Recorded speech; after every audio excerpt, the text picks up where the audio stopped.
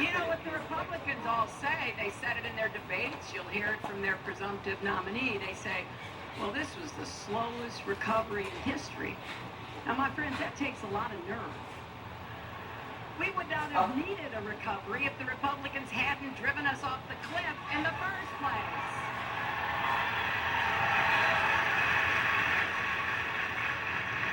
And so here's what I want to do. I have a program to create more good jobs with rising incomes, rebuild the middle class. We're going to invest in more infrastructure, our roads, our bridges, our tunnels, our ports, our airports. I think it's about time that a bridge you've got right here should be fixed. These are good jobs. These pay good money, but they also make us more competitive. Why should we allow all the investment that our parents, our grandparents, our great-grandparents made go to waste? Makes no sense whatsoever. Let's put Americans to work. These are jobs you cannot export. They've got to be done right here in Kentucky. And then we're going to bring back advanced manufacturing. There are a lot of people who say to me, well, we can't do that. I don't buy it. I believe we can make it in America again. We got to have a plan. We've got to invest in tax incentives for companies that will actually produce manufacturing jobs here instead of shipping those jobs overseas.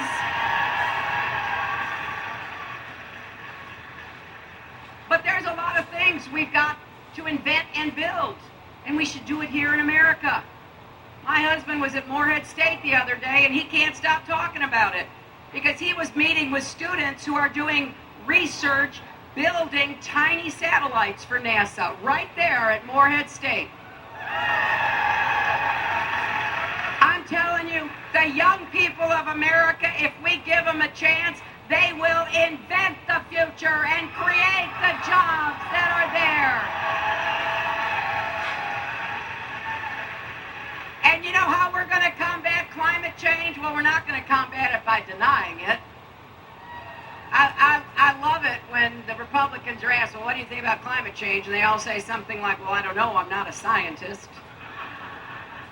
And I've been saying for months now, we'll go talk to a scientist. You could go to the University of Louisville, you could go to the University of Kentucky. There are a lot of scientists there who will explain it to you. But I'm also excited because some country is going to be the 21st century superpower when it comes to clean renewable energy. It's going to be, I think, either Germany, China, or us. I want it to be us. The jobs, the technology, the businesses, the exports. You see, I have this idea that our future can be even brighter than our past. That the best years of America can be ahead of us if we start acting like Americans again. Roll up our sleeves and get to work. And we're going to do more for small business because that's where most jobs come from. Clear away all the obstacles. My dad was a small businessman, and I love small businesses because you never know what can be made from a small business. And I want to do more to help you get ahead if you have a small business. And I do believe we should raise the federal minimum wage. Now, I got to tell you, it's really painful when you look at people who are working hard full time and they're still in poverty. I mean, you should feel like you've got a ladder of opportunity up if you're doing what we want you and expect you to do. 2/3 of minimum wage workers are women. A lot of them single parents supporting their children. I want to raise the federal minimum wage. If states want to go above it, that's their business. But we got to get the floor up so that people have a chance to make it in America by the dint of their hard work. And I'll tell you, it is way past time to guarantee equal pay for women's work.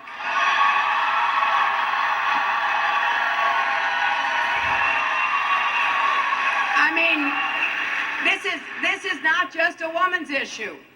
This is a family issue. If you have a mother, a wife, a daughter, a sister who's working, if they're being shortchanged, you're being shortchanged. And it's not only the family income that's being shortchanged.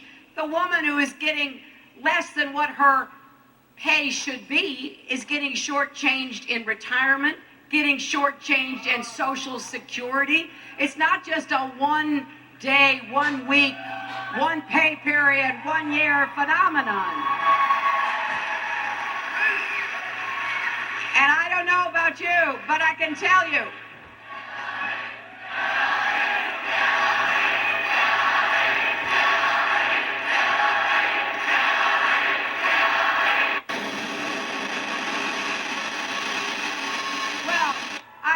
I can tell you that as a woman who has shopped most of her life, I have never gotten a discount when I got to the cashier. I've never had anybody say to me, well, you're a woman, so you only have to pay 78 cents on the dollar. Or an African-American woman, you only have to pay about 68 cents, or a Latino woman about 58. That hasn't happened yet. But we need to be fair, and people who work hard need to be rewarded. That's how we built this country. We believe in hard work. We believe in opportunity. I'll tell you something else. I started out in Lexington today, and I was talking to some young parents, moms and dads. I had a conversation like it in Virginia yesterday. We're making it so difficult for young families. You know, the stresses on young families today seem to be much greater in lots of ways, because between the fact that you're not getting raises like people used to expect, and you're not getting maybe equal pay for your work, and child care can cost as much as sending a child to the university, and you got all kinds of challenges. If you have a new baby or a sick spouse or a sick parent, you can't get time off. We're really making it hard. And I think it's time to say, hey, let's bring family policy into the 21st century. It is not the way it used to be. We've got to support these young parents. I've been doing this work my entire adult life. First job I had out of law school was with the Children's Defense Fund, and I know how important it is that we give people hope, that we give people a real sense that we're all in this together, and that they don't feel like the game is rigged against them and the deck is stacked. So I'm going to keep advocating for good jobs and rising incomes and good work-family balance policies that can help people feel like they are being fair to their family while they do their work in their workplace. And every time I advocate for this, you know, the Republicans all say, well, there she goes, playing the woman's card. And I always say, you know what? If talking about equal pay and women's health and paid family leave is playing the woman's card, then deal me in.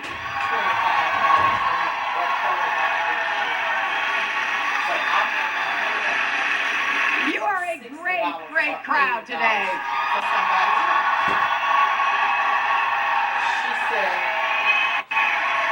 Okay, you know what else? We've got to do more on education, and we got to start in the beginning, and we've got to go all the way through. So I do think we need more early childhood education so every kid is prepared, and we need to work with our teachers like Tia, who was out here earlier, introducing Allison.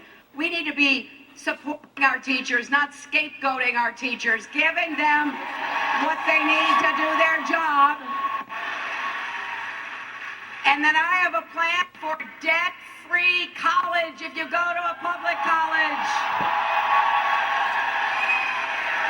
And the reason we can afford to do this is because we can invest in the education of young people from middle class, working, poor families, not the wealthy. I don't believe in free college for the wealthy. I don't support that. My opponent, Senator Sanders, does. We just have a difference. But he also requires that a third of the cost for free college be paid by the states. Now, I don't know about you, but it doesn't seem like your new governor's friendly to higher education.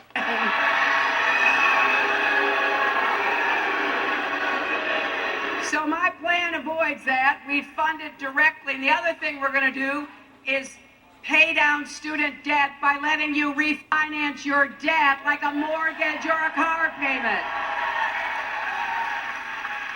I'm excited about this because there's so much student debt out there and it's holding people back and it's holding them down. $1.2 trillion in student debt. So let's get the interest rates down. Let's give people a chance to pay it back as a percentage of their income.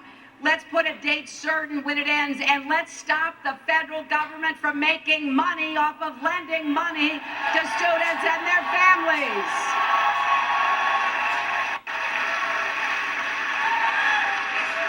Now, I also will tell you, I will defend the Affordable Care Act, and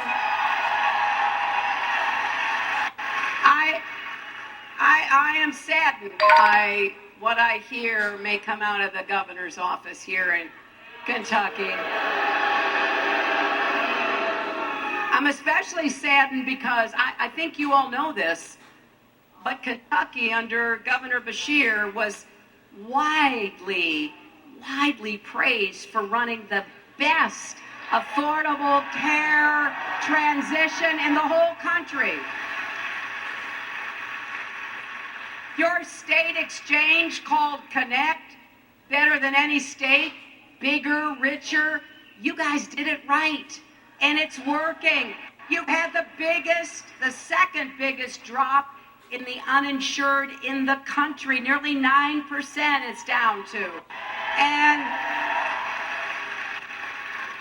I was visiting the family health centers here in Louisville, and I was talking to doctors and nurse practitioners and patients, and I have to tell you, it just brought tears to my eyes. People who are getting health care for the first time in years. People who are dealing with problems that they just had to ignore. People who feel healthier, more productive, like they can put in a good day's work because they now have the treatments that they deserve and need to have. And it is so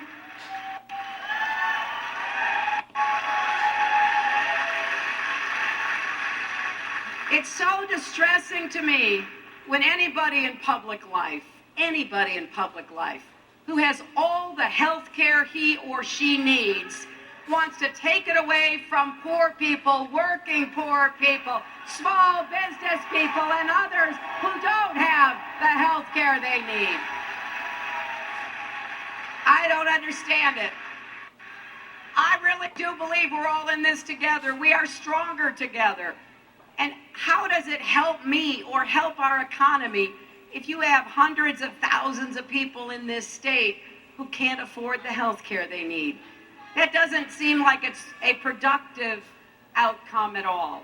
So I'm hoping maybe your governor will come out with a plan that doesn't strip away the health insurance that hundreds of thousands of Kentuckians now have. I sure hope that's the case, because that's the kind of country we should be striving to be, where we do take care of each other.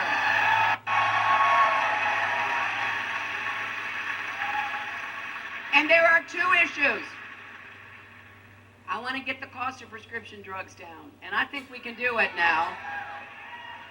And I want to do more on mental health and addiction.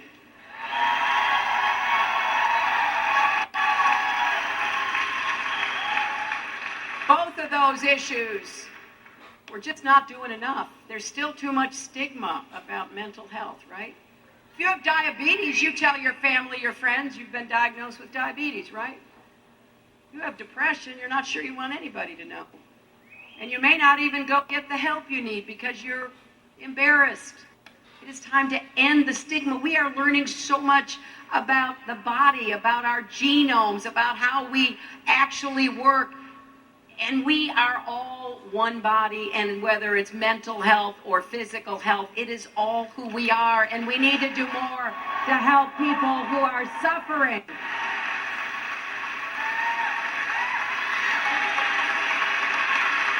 And I know Kentucky's facing a big opioid crisis. And we've got to do more because we're losing thousands of people a year to overdoses. And I was very pleased at the Family Health Center today to learn that they're starting an opioid treatment. But we need that everywhere because people need help and they need to be saved from overdoses. A lot of them don't know that they're actually overdosing. My husband and I have lost the children of dear friends of ours, adult children, who had no intention to die, but they took a pill after they'd had a beer or two, and they never woke up. This is the single most heartbreaking story I hear as I travel across America. And as your president, if I'm so fortunate enough to be, we're going to do everything we can to save lives, divert people from the criminal justice system, give them treatment, help them into recovery, and let them get off on a better track.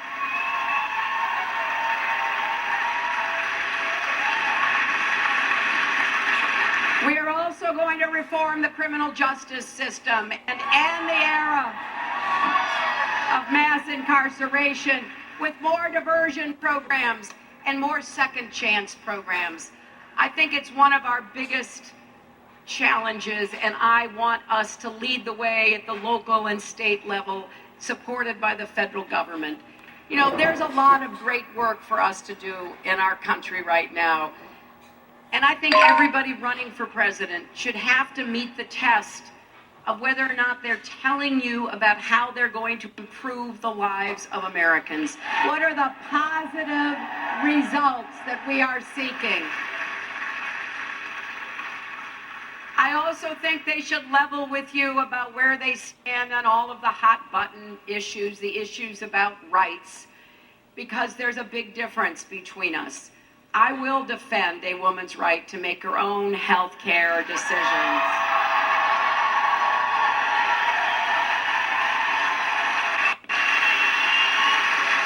And I will defend marriage equality.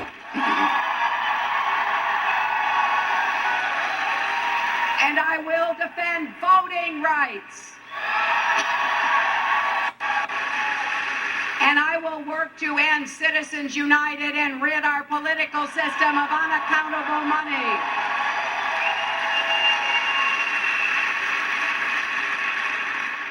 I talked a lot about that in this campaign. I take it personally. That Citizens United case was another right-wing attack on me. You know, the right wing never gives up attacking me. Have you noticed that? Honest to goodness, I think they're really going to throw everything, including the kitchen sink, this time. I have a little message for them. They've done it for 25 years, and I'm still standing.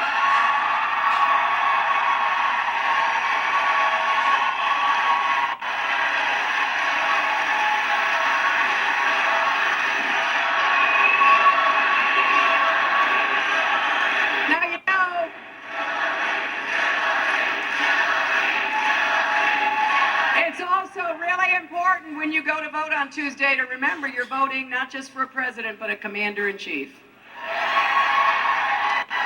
And the highest obligation of a president is to protect America.